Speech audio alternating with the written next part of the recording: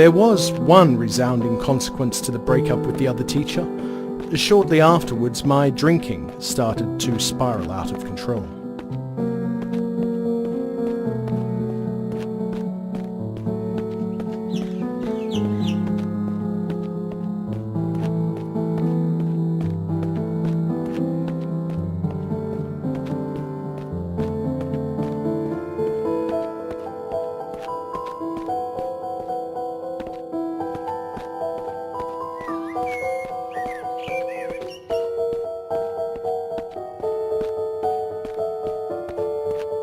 Perhaps it shouldn't have come as a surprise.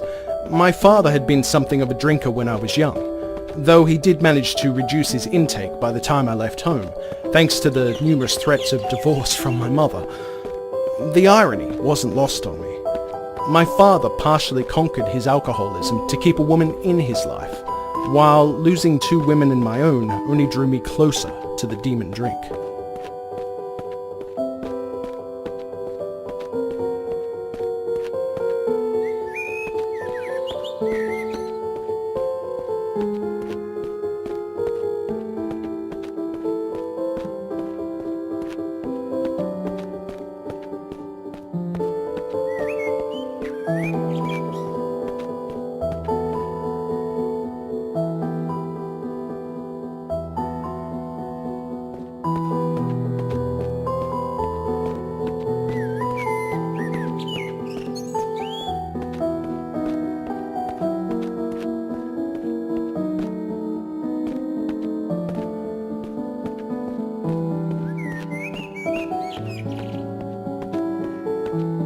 I never hit Emily. Not before the drink and not after. It just didn't affect me that way. Alcohol didn't make me violent, it made me negligent.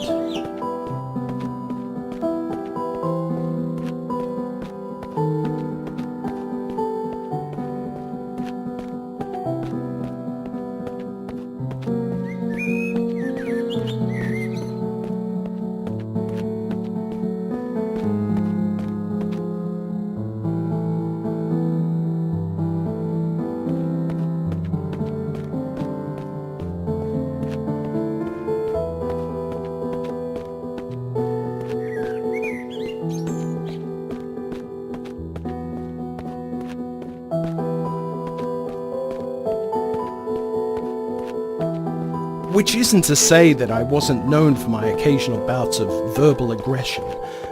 That much I can't deny, and I probably raised my voice to Emily more often than I should have. I certainly recall at least one occasion when I reduced her to tears, and there were probably other occasions that I simply can't remember. But I never hurt her physically.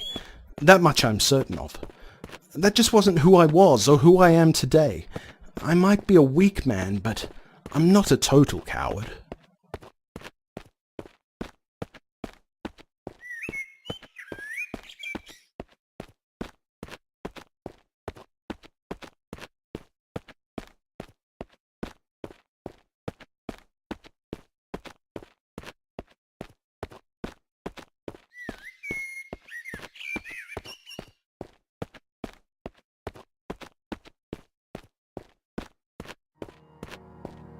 At first, my work wasn't affected, at least not noticeably. As the months progressed, however, I found myself substituting the water in my plastic bottle for vodka. Only sometimes, on especially hard days, and only a partially full bottle. No one ever knew, of course, though my work performance was questioned on 1 or 2 occasions. That said, my job was never in threat, at least for the first year or so. Then came the day of a certain small incident, and, well,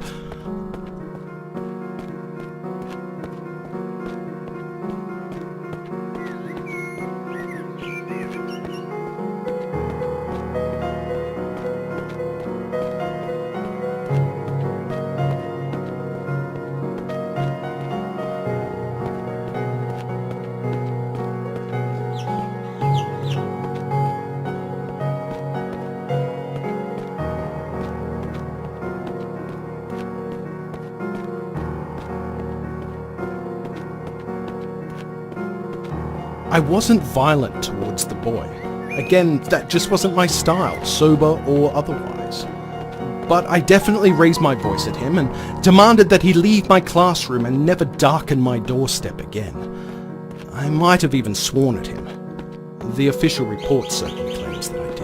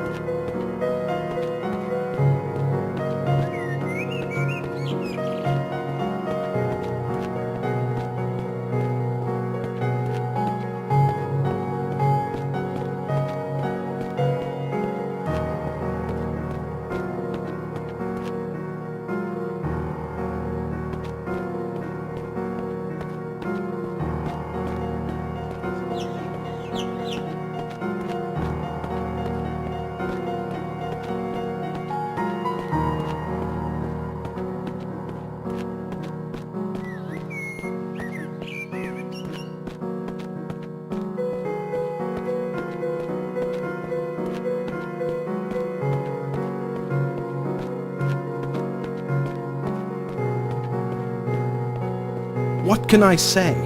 His disruptive behaviour was difficult enough to tolerate, even when I was in a fitter state to endure such nonsense. But things were starting to deteriorate in my life generally, to the point where Emily's grandparents were starting to intervene a little, and I guess I took my frustrations out on him rather than her.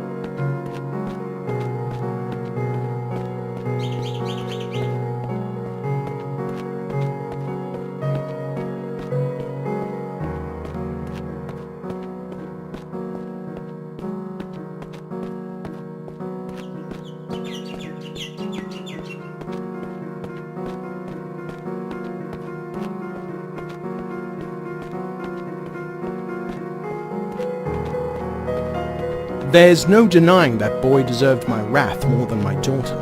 I was put on suspension since I hardly had a history of these things. I'd been a good worker up to that point, I honestly had. Go sort yourself out, they said. I had every intention of doing just that.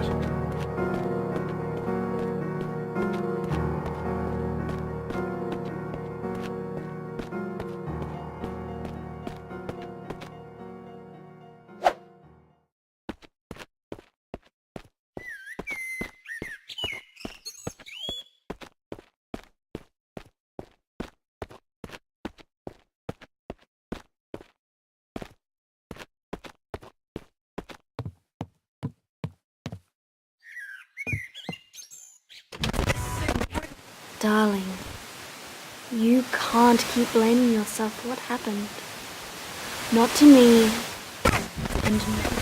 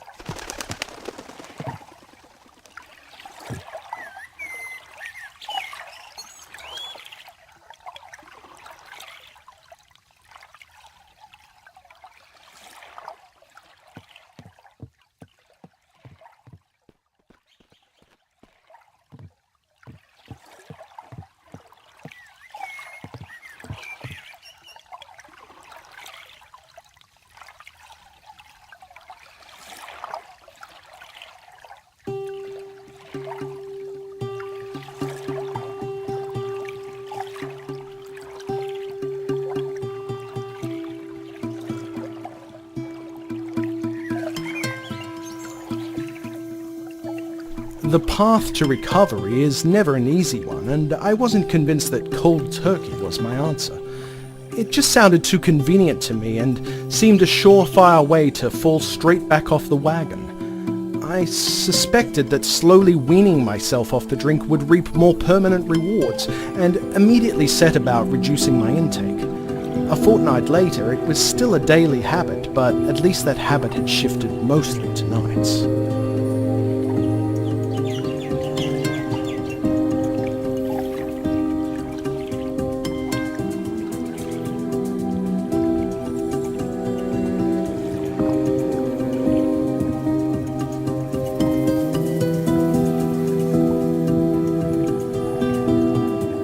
After talking Emily's grandparents around, convincing them this was the first step on my road to recovery, I soon organised a trip to one of our favourite beaches, a retreat we'd been to a couple of times before. It would be a week's trip during her school holidays, away from the stresses of both our lives. Emily was happy, especially after I explained to her that this was Daddy's chance to get better. At the very least, that was the plan.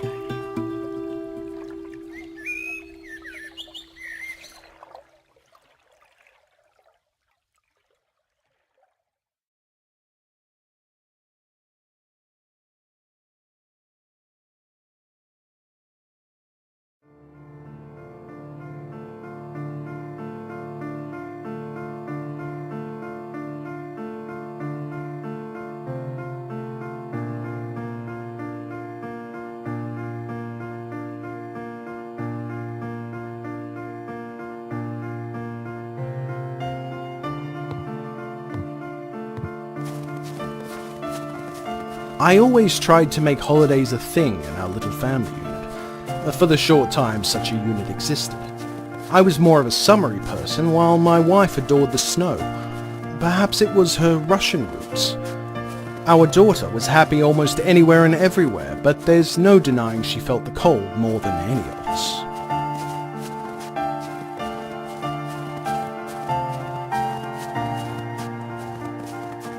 Daddy, Kiri's shivering. He needs more fire. We all knew, of course, that she was referring to herself and not the rabbit, but if that was her way of appearing courageous, we were willing to go along with it. I rugged up and left the two ladies in the log cabin in search of wood to feed the fireplace.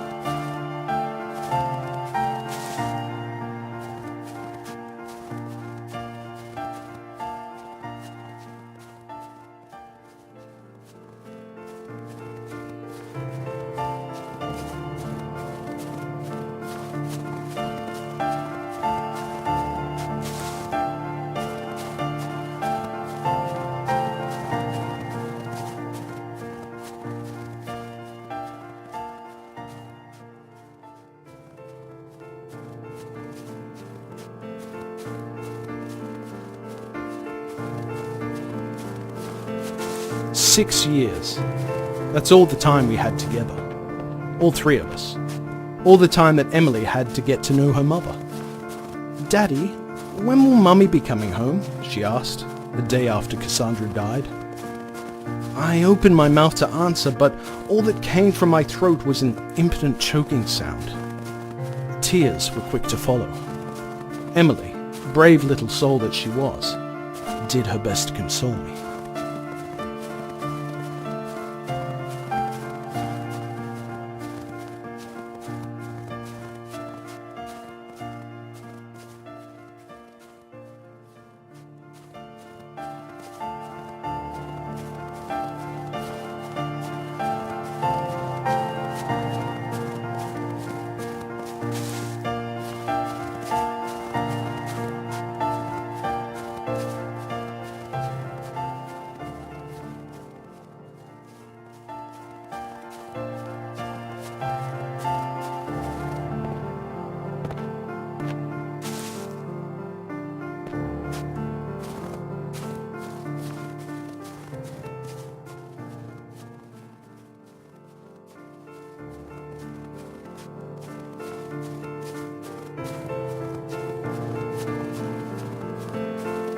In the end, it was a children's book that helped Emily to fully comprehend what had happened to her mother.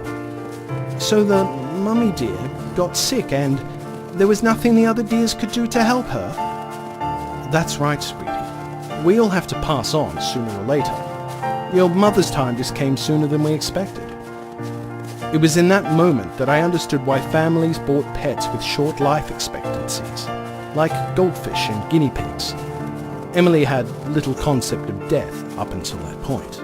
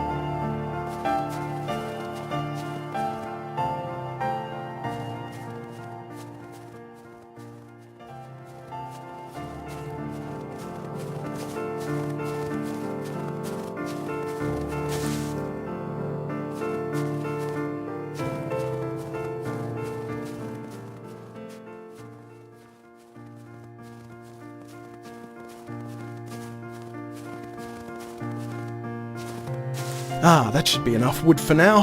Time to head back to the cabin. I'm sure those two must be freezing by now. Could happily bear to get a bit warmer myself. Beaches are certainly more my speed, I'd say.